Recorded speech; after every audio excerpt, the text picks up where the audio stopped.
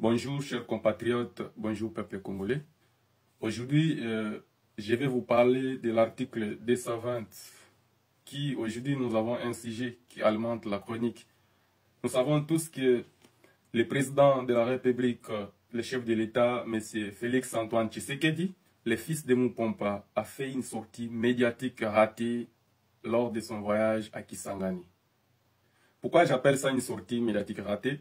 Parce que le chef de l'État, qui est censé être le garant du bon fonctionnement des institutions, c'est lui qui a juré, qui a prêté son serment, qui a juré solennellement devant Dieu et devant la nation de respecter la constitution congolaise et toutes les lois de la République. Il est sorti de manière vulgaire pour vilipender cette même constitution sur laquelle son pouvoir est assis. Voilà pourquoi aujourd'hui, moi, je m'adresse à vous, le peuple congolais, le peuple conscient. Parce que j'estime que vous avez la maturité de comprendre les enjeux d'hier, d'aujourd'hui et de demain sur l'avenir de votre pays. Parce que c'est vous qui devez décider de cet avenir-là. Ce n'est pas à Félix Tshisekedi de décider du jour au lendemain de l'avenir de ce qui doit être le Congo. Chers compatriotes, vous devez savoir que notre pays, il est né de manière démocratique en 1960. Lorsque nos pères fondateurs ont décroché la souveraineté nationale, ils se sont engagés à mettre en place un régime démocratique. Donc cette démocratie, que j'ai toujours dit que la démocratie, ce n'est pas une invention congolaise. Elle doit s'adapter aux principes internationaux. Alors, peuple congolais, j'aimerais faire juste une petite analyse par rapport à l'article 220. Cet article qui nous parle de la forme de l'État, des principes universels. C'est l'article qui nous parle de la forme républicaine de l'État, du nombre et de la durée des mandats, de l'indépendance du pouvoir judiciaire, qui nous parle du pluralisme politique, qui nous parle de à aucune manière que tous ces que je viens de citer là ne peuvent être révisés dans notre constitution, c'est-à-dire la durée et le nombre de mandats du président de la République, la forme républicaine de l'État, c'est-à-dire que ce que nous savons aujourd'hui de la RDC, la forme républicaine, c'est-à-dire que nous avons un État démocratique où pour accéder au pouvoir, il faut que vous puissiez accéder par des élections. Voilà pourquoi j'appelle la sortie médiatique de M. Félix Tshisekedi une sortie médiatique ratée et hasardeuse et dangereuse pour la République. Peuple congolais, mon analyse, vous devez savoir que l'histoire, c'est l'histoire de la lutte de tous les démocrates qui ont participé à la lutte de notre pays depuis 1960. C'est cette lutte, cette histoire qui a permis aux législateurs de 2006 de verrouiller certains aspects dans cet article 220. Et pour lutter, c'était pour lutter contre le pouvoir personnel. C'est pour lutter contre les gens qui viennent pour s'éterniser au pouvoir. C'est pour lutter contre la dictature. C'est pour qu'il n'y ait plus de confusion sur les sorts des institutions et des animateurs. C'est pour qu'il n'y ait pas concentration des pouvoirs publics entre les mains d'une seule personne, en l'occurrence le président de la République. J'entends beaucoup de personnes parler de n'importe quoi.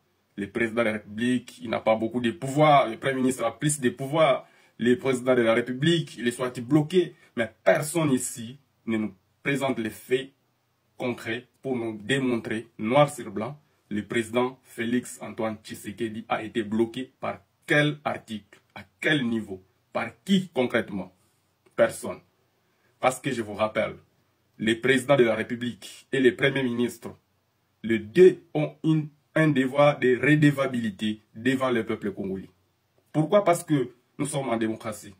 C'est parce que le président de la République, lui, il a été élu par tout le peuple congolais, au suffrage direct.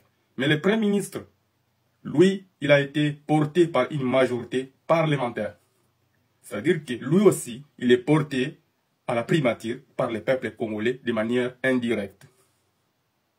En vertu de l'article 91 de notre Constitution, qui dispose que Avant l'entrée en fonction, les premiers ministres se concertent avec les présidents de la République pour définir la politique de la nation. M. Tshisekedi, avec son Premier ministre, après avoir défini la politique de la nation, le gouvernement est investi par les parlements qu'il a choisis. Lorsque le gouvernement est investi, chacun des membres du gouvernement applique la politique de la nation dans son secteur. En vertu des pouvoirs qui sont conférés au président de la République, à l'occurrence de l'article 69 de notre Constitution, qui dispose que les chefs de l'État est les garants de la nation et les garants du bon fonctionnement des institutions, le président de la République, il préside le Conseil des ministres. Il donne des orientations claires, il donne des impulsions. Et son avis compte à ce conseil. Sinon, posez-vous la question, pourquoi M. Tshisekedi organise des conseils des ministres chaque vendredi? C'est pour cela que j'ai toujours dit dans mes publications que ce ne sont que des réunions familiales. Parce que si ces réunions-là étaient vraiment des gens qui se sont mis au service de la nation, chaque semaine, ils doivent faire l'état de la nation. Ils doivent faire le suivi et l'évaluation des décisions prises au Conseil des ministres. Voilà le rôle du chef de l'État. Et les gens ici nous disent que M. Tshisekedi n'a pas assez de pouvoir. Le président de la République et les magistrats suprêmes. En ces termes, il préside le Conseil supérieur de la magistrature en tant que magistrat suprême. Il donne des orientations claires des politiques de la nation en matière de la justice. Le président de la République, c'est lui qui nomme et révoque tous les magistrats. Même ceux qui sont corrompus aujourd'hui, s'ils sont encore là, c'est parce que M. Tshisekedi les maintient au pouvoir pour voler pour son compte. Le président de la République, il préside le Haut Conseil national de la sécurité et de la défense. On se réunit tous les services de l'État en matière de sécurité et défense. L'armée, la police, l'ANR et beaucoup d'autres services. Voilà pourquoi moi je vous démontre ici que le président de la République a plus de pouvoir que le Premier ministre. Mais seulement qu'il y a un principe, il faut limiter les pouvoirs par les pouvoirs. Voilà pourquoi il y a des prérogatives où le président de la République, avant de poser certains actes, il doit se concerter avec son Premier ministre. Mais pourquoi? Mais parce que les deux, ils ont été portés par le peuple congolais pour travailler pour le compte du pays. L'un est le garant de la nation et l'autre applique la politique gouvernementale. Aujourd'hui, tous les services de l'État sont inféodés par la médiocrité sous l'impulsion de Félix Tshisekedi. Pourquoi? Parce que ces messieurs ne se rendent pas compte des pouvoirs qui lui sont conférés par l'actuelle Constitution. Chers compatriotes, on va parler en long et en large de ces sujets dans nos futures publications. Merci aujourd'hui de suivre notre page Journal officiel. Abonnez-vous pour ne rien manquer. Merci.